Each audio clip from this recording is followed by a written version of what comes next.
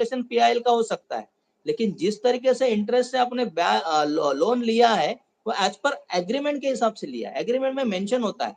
और ये भी आपको बोलता हूँ, मैनेजर उस टाइम वो मेंशन नहीं करते हैं, बाद में लिटिगेशन के टाइम में मेंशन करते हैं, क्योंकि अपन अपना सिग्नेचर करके निकल जाते हैं मैनेजर के पास देके।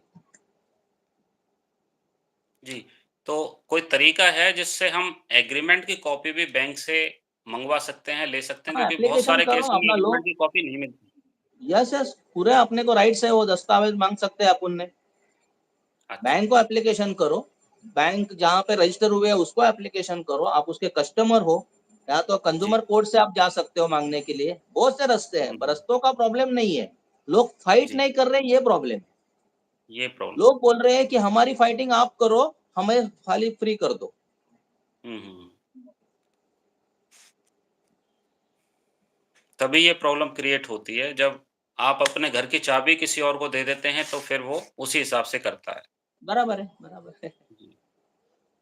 जी, इसमें आगे बढ़ते हैं 8वें पायदान पे। जैसे पर्सनल लोन है, व्हीकल लोन है या लोन अगेंस्ट प्रॉपर्टी है, तो इसमें जो लीगल कार्रवाई होती है, वो किस तरह से होती है? वो सेम ही रहती है या फिर अलग-अलग तरीके से हो सकती है? क्योंकि अभी देखा गया है कि जैसे कोई आवेदन तैयार होता है या किसी का आवेदन लगता है, तो उसकी जो शब्दावली है, जो ड्राफ्टिंग है, वो सेम टू सेम ही रहती है लगभग। उसमें कोई बदलाव नहीं होता। नहीं, वो गलत है ना। मैंने आपको पहले ही बताया कि बैंक कौन से सेक्शन में उनका काम कर रही है, कौन से एक्ट में काम कर रही है। कोऑपरेटिव जी। बैंक कोऑपरेटिव एक्ट में काम करती है, आरबीआई इनको सपोर्ट लेता है लाइसेंस के लिए। हुँ, नेशनलाइज बैंक गवर्नमेंट का वो अलग लिमिट कंपनीज एक्ट में काम करती है, प्राइवेट बैंक कंपनीज एक्ट में काम करती है। वो हिसाब से अपने को देखना पड़ेगा, उसका लोन कौन सी तरीके से है, कौन से बैंक्स का है, क्या रेट ऑफ इंटरेस्ट है, सब कैलकुलेशन करके ही जा सकते हैं। हर रेट का जी। मसला अलग अलग है, एक ही आवेदन में पॉसिबल ही नहीं है ये। हाँ, एक आवेदन वो सोने का 107 777 मिलीग्राम वगैरह कुछ मीनिंग ही नहीं है उसका, वो पढ़ती भी नहीं है अपना आवेदन। हुँ, हुँ। क्योंकि वो एक तरह से वो लीगल नोटिस नहीं होता, उसकी ड्राफ्टिंग लीगल लीगल नोटिस नहीं है, नोटिस। मेरा कहना है, वो लीगल नोटिस ही नहीं है वो। उसमें नोटिस जैसा कुछ अपन बैंक को डायरेक्शन ही नहीं दे रहे। ठीक बात है। तो इसकी जो पर्सनल लोन है किसी का, मान लीजिए व्हीकल लोन है या लैप है, उसकी जो लीगल कार्रवाई होती है, वो उसी केस के हिसाब से होती है अलग-अलग। यस, वो बैंक को उसके एग्रीमेंट के हिसाब से, एग्रीमेंट कॉन्ट्रैक्ट एक्ट के हिसाब से ही करना पड़ेगा। हर उसके चीज हिसाब का से, एक्ट ठीक बना है, है, कॉन्ट्रैक्ट एक्ट एग्रीमेंट एक्ट को फॉलो करता है। ठीक है।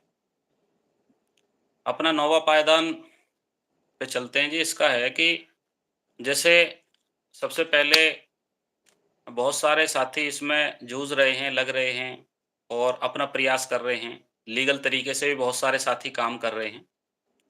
तो दर्शकों के माध्यम से ये जानकारी या ये सवाल अभी आ रहा है कि जो आपका लोन है, आपका भी अपना लोन चल रहा है, तो उस लोन की अदायगी किस तरह से हुई और आपको एनओसी मिल गया बैंक से या अभी नहीं मिला है? उसके बारे में बताएँ। मेरी लोन की अदायगी अभी 11-12 तारीख को मेरी हो गई, लेकिन मैंने 2-4 दोस्तों के लोन की अदायगी करके, उनके प्रॉब्लम सॉल्व करके उनकी एनओसी मिला चुका हूँ।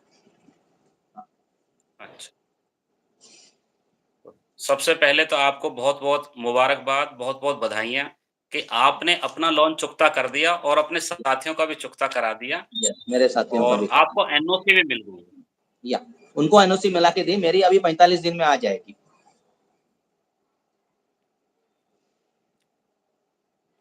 अब हम अंतिम पड़ाव की तरफ चलते हैं।